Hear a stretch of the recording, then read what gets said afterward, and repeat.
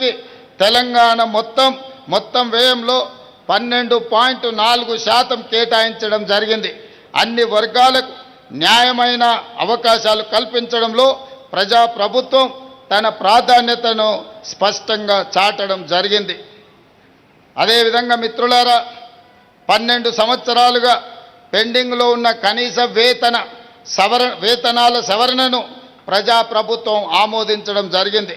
సుమారు 1,11,00,000 మంది కార్మికులకు ప్రయోజనం కల్పించాం. నైపుణ్యం లేని కార్మికులకు కనీస నెలవారీ వేతనాన్ని రూ16,000కు, సెమీ స్కిల్డ్ కార్మికులకు 17,000 రూపాయలకు, స్కిల్డ్ కార్మికులకు 18,500 రూపాయలకు, హైలీ స్కిల్డ్ కార్మికులకు 20,000 రూపాయలకు జీతాలు పెంచడం జరిగింది.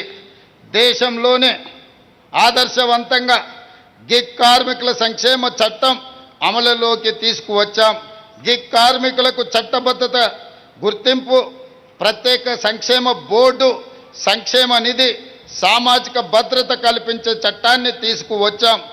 అదేవిధంగా సినీ కార్మికులకు కూడా సంక్షేమ బోర్డును ఏర్పాటు చేసి సినీ కార్మిక కుటుంబాలకు కూడా రాష్ట్ర ప్రభుత్వం యొక్క సంక్షేమాన్ని అందించడానికి రాష్ట్ర ప్రభుత్వం నిర్ణయం తీసుకున్నదని సినీ కార్మికులకు తెలియజేయడానికి నేను సంతోషిస్తున్నాను. అదేవిధంగా అన్నిటికంటే కీలకమైన ముఖ్యమైన నిర్ణయాన్ని రాష్ట్ర ప్రభుత్వం తీసుకోవడం జరిగింది. వృద్ధ తల్లిదండ్రుల సంరక్షణలో ఉద్యోగుల బాధ్యతను నిర్ధారించే ప్రత్యేక చట్టాన్ని తీసుకొచ్చాం.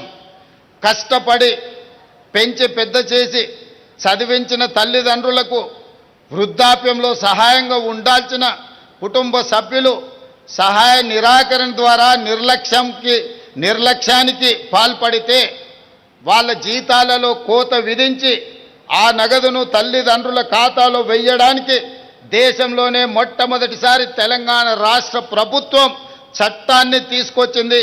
ఈ వేదిక మీద నుంచి తల్లిదండ్రులందరికీ నేను విజ్ఞప్తి చేస్తున్నా, మీ కన్న పిల్లలు మీ పట్ల నిర్లక్ష్యంగా లేదా మీ జీవన వృత్తికి సహకరించకపోతే కలెక్టర్ను సంప్రదించండి.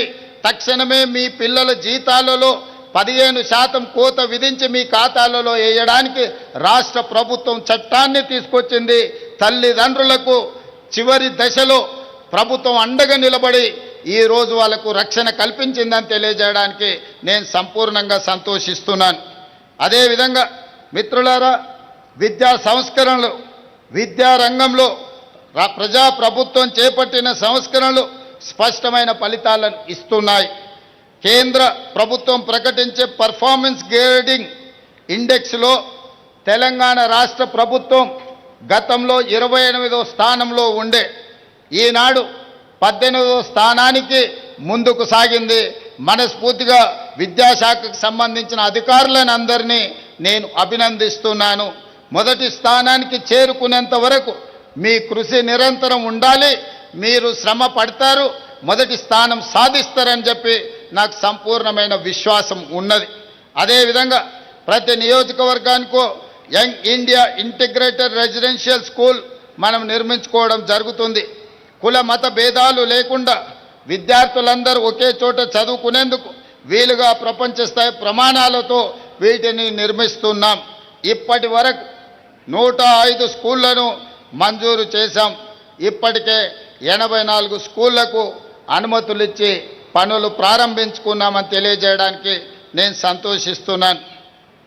అదేవిధంగా మిత్రులారా, ప్రాథమిక దశ నుంచే నాణ్యమైన విద్యను అందించాలని ప్రైవేటు పాఠశాలలకు ధీటుగా ప్రభుత్వ పాఠశాలలను తీర్చిదిద్దాలన్న లక్ష్యంతో ప్రజాప్రభుత్వం పని చేస్తున్నది. అందుకే తొలిసారిగా ప్రభుత్వ పాఠశాలల్లో ప్రీ ప్రైమరీ తరగతులను ప్రారంభించాం.